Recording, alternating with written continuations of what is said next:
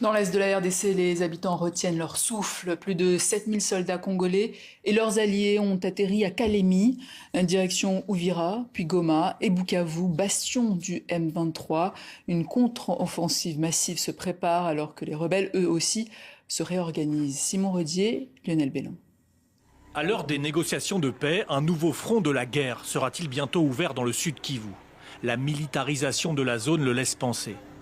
Sur cette vidéo amateur, des soldats de l'armée régulière, les FARDC, montent dans un bateau à Kalemi pour rejoindre Uvira par le lac Tanganyika. C'était vendredi dernier. Ils reviennent dans la zone qu'ils avaient fui en février dernier.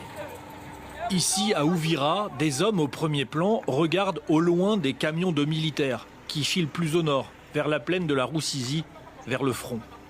Selon des sources, ces soldats FARDC s'installent à la fois sur les collines qui entourent la ville, puis plus près du front, plus au nord, vers Kamanyola, cité charnière. La ville d'Uvira est aujourd'hui tenue par l'armée régulière congolaise et les Wazalendo, leurs supplétifs que voici. Et eux sont prêts à en découdre, loin des discussions d'accord de paix. L'armée congolaise, c'est une armée qui est là pour garder sa population. Ensemble, nous allons faire des opérations conjointes pour chasser l'ennemi à Bukavu. Ça, ce n'est pas une menace, mais plutôt, ces militaires qui nous arrivent, ce sont des hommes qui sont venus à la protection de la population d'Uvira, qui sont venus renforcer les Wazalendo, afin que la paix se rétablisse davantage.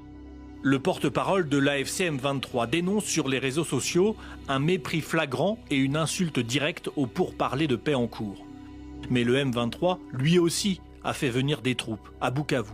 Cette photo est prise par un habitant. On y voit des dizaines de soldats au port de Bukavu, arrivés de Goma par le lac Kivu. Tous les signes d'une confrontation prochaine sont là avec ce renforcement militaire des deux côtés. La peur s'installe dans la population. Cela prouve combien de fois que les violences aussi vont augmenter, l'insécurité prend encore les records et cela nous fait en sorte que la population commence à s'inquiéter et d'autres commencent même à se déplacer vers Burundi parce que quelque part ça prouve que n'importe quand il peut y avoir encore des décrochages entre les militaires du M23 et ceux de l'FARDC.